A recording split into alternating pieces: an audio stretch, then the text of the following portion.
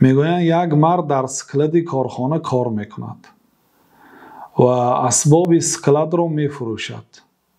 دزدی حساب میشود یا نه؟ ما خریم یا نه؟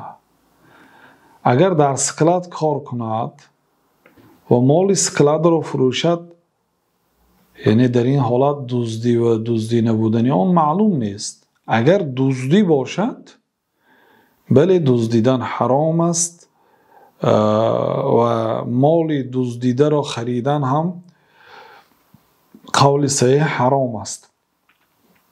لیکن این را اول انیق کردن لازم است که در اسکلت کار کردنش یا فروختن مال اسکلت را، یعنی همین خودش برای دزدی بودنش کفایتی نمیکنه. شاید به او را وظیفه دار کردن که مال های اسکلت را فروشد یا برای مزدش به عوض مزدش از همون مال اسکلت دادن که فروشو مزدت را بگیر گفته مثلا. بنابراین اول انیق کرده میشد که آیا دزدی است و دزدیده میفروشد یا نه. اگر دزدیده فروشد معلوم است حکمش.